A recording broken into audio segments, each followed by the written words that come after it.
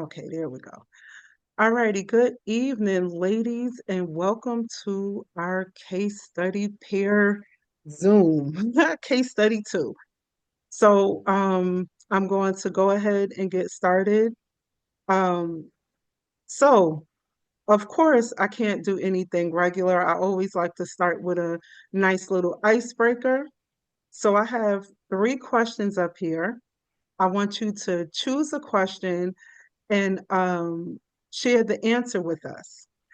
What's one thing you're looking forward to this week? Share a recent positive experience you had that you're still thinking about. And what's the one thing you learned about your students or teaching that recently that surprised you? I'll go ahead. The one thing I'm looking forward to this week is we begin spring break on Friday. So a Mm, much needed break. yes, definitely, definitely. So, one thing that I'm looking forward to is I like to call it our second spring break because we're out on Friday and then we have the following Monday and Tuesday out as well. So it's like another little mini spring break. Hmm. And then my family is coming to visit on Friday. So I'm looking forward to being able to spend some time with them and, see all the kids and do all the fun things. Yes, I'm with you. We already went on spring break, but we still do have that Friday off and the Monday off. And I have my best friend coming into town. We don't get to see each other too often. She's in Pennsylvania and I'm in North Carolina. So it might just be like me and her. A lot of people might get ignored this weekend because that's, my bestie. And we don't see each other too often. So, but they understand. They understand. And just going to go over quickly the meeting norms. Nothing has changed. Respect everyone's time, actively listen, contribute and share freely, be open to different perspectives, focus on collaboration, and turn on your camera. And so to move on to the case study questions, one of the things that we did to save some time during this progress and really have a deeper discussion is we shared our case study answers to the questions before we met for Zoom. So we would be able to cut the meeting down a little shorter because we were able to read all three of our responses, um, to the three questions that was asked from us. And from what I observed from myself and my peer groups, we all included legislation, we all included best practices, and research in regards to the answering the case study questions. Would anybody like to add of how we responded to the questions, and then we could lead into the reflection? Um, I think you pretty much covered everything. Again, Okay. we use some of the research from the authors that we have been discussing in class, Ubben and others, Marzano, Mhm. um, Linda Darling Hammond. So I think we, really dug into the readings and used the researchers that we have been introduced to help us answer the questions. Okay. I also agree. And I also I noticed that all three of us we looked into what North Carolina requires. So seeing what's required locally as well, what would apply Yes. to us.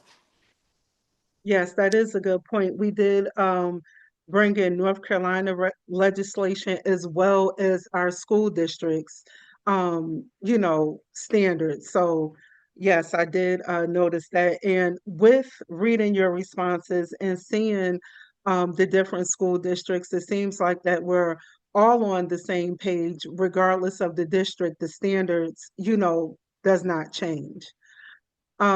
So what I did was I broke the three questions down between the three of us. And what we're going to do is based on your assigned questions, do you agree or disagree with the response of your team member? State evidence shared or research to support your answer. And so for this portion right here, what I would like to do is just take a 5 minute timer, put up a 5 minute timer just so you could be able to actually like review the question and, kind of go back and, be prepared to answer the question. Unless, well, let me ask, how do you guys feel? Do you need the 5 minute timer just to get comfortable with your question, or are we ready to jump in?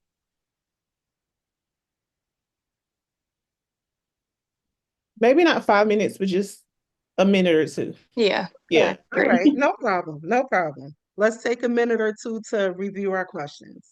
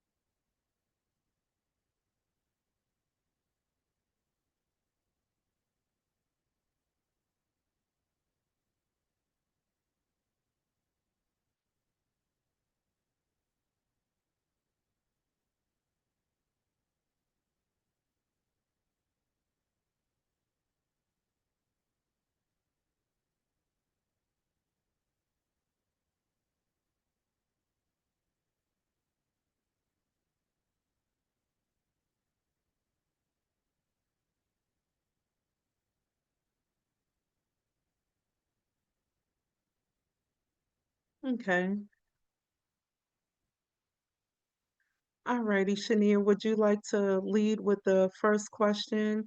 Again, this is if you agree or disagree with the responses of the team, and state some evidence or share research to support your answer.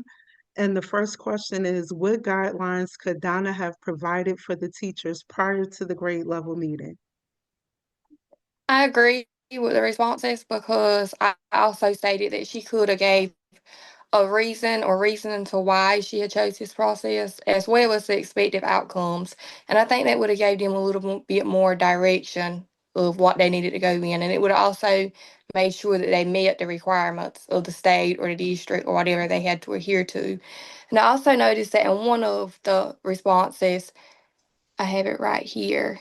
It was that she could have let the teachers know that this was to be informative and not like a you were in trouble or you didn't do something right. When I researched, I looked at Whitaker, and he stated that effective teacher evaluation should be meaningful and not a transformative process, but it should be, I'm sorry, let me say that again. He emphasizes that effective teacher evaluation should be meaningful and transformative, not just administrative tasks. So if she would have explained that to the teachers, they might would have been a little bit more open to the other teachers going in to look at them and not feeling attacked, but be able to take some feedback, informative feedback. Yes, definitely.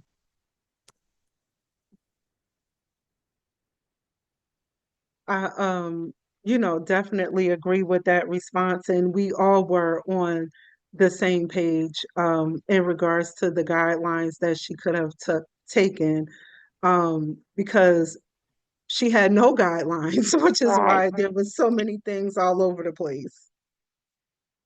All righty. And the second question, how could the teacher's final plans be effective for the instructional process? All right, so I definitely agree with the responses from the both of you guys. The one thing that really stood out is that we all felt that having the opportunity to self-reflect was important with moving the instruction forward, because it obviously helps educators grow when they have the opportunity to really take the time to reflect on what the current practices are. And then it was mentioned that self-reflection is very important to the continuous improvement process. So again, I agree with you guys there. Shania mentioned research by Whitaker. And so I also looked at some of the research and I found that Whitaker um, finds that effective change is critical to education because it's constantly changing. And so therefore, the teacher's final plans, there needs to be a change there because it will lead to effective instruction, obviously, which increases student achievement. So yeah, I agree with the responses from the two of you. Okay. Yes, definitely. That self-reflection piece is very important because you can't argue with yourself. Yeah. Like, you being able to be objective in your abilities is very important as a teacher and as a leader, especially as a leader. All right, and the final question, how would the principal be able to evaluate whether the new observation format was working successfully for the students? And again, I agree with the two of your responses. Um, Shania, you mentioned the qualitative and quantitative measures that needed to be added to the evaluation process, and I definitely agree with that. It shouldn't be one or the other. It has to be both in regards to student data, in regards to teacher walkthroughs and observations and things like that. Excuse me. And so, and then also, um, Sharice, is that how you pronounce your name? Sharice. Yes. Okay. Um, you mentioned the NCTEP framework, and I don't think I mentioned that in my responses, but when I was doing my research, I kind of uh breezed past it, like we passed each other on the highway, because the framework from there is actually closely connected to the system we use for teacher evaluation that we call NESES. Hmm. And so I realized that the tool NESES that we use is from the NCTEP framework for teacher evaluation. So, definitely agree with the framework and, the evaluation tools. And when we, bring it all together, I feel like one of the main reasons why we agree on the responses is because our responses was rooted in research. Yes. And, that's what kind of brings it all together. So now, so to summarize our findings and main thoughts, I don't want to take over the whole meeting. Like I don't mind because I love to talk, but I just want to, just hear from you ladies, like to summarize what you heard during our meeting time, just to kind of bring it to a close and, put the nail in the coffin.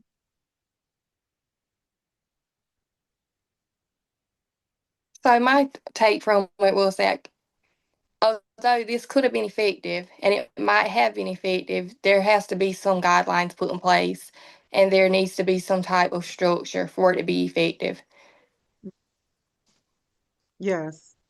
And just to kind of piggyback off of what you said, Shania, the guidelines and structure, if it's provided, then it definitely leads to areas of growth and teacher improvement, because they are given opportunities to reflect on the current practices, which allows them to really realize what they need to do different, if changes need to be made, and so forth.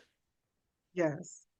I feel like in this case study that Donna, as a leader, was focused on collaboration, but not focused on the structure.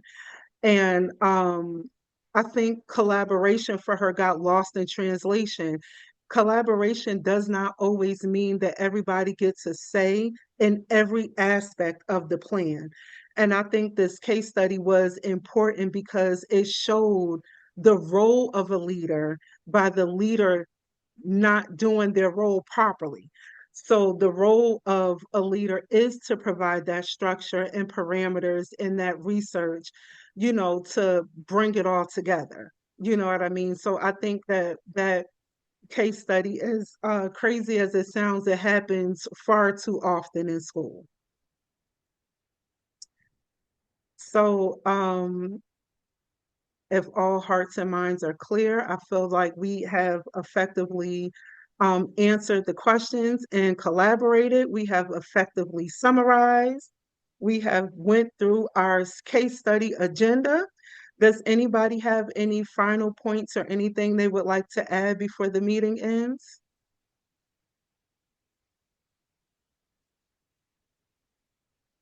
Okay, as they say in church, if all hearts and minds are clear, you ladies have a good evening, and I will send the Zoom recording as soon as I get it uploaded on YouTube.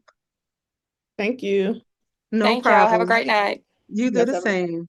Bye. Bye bye.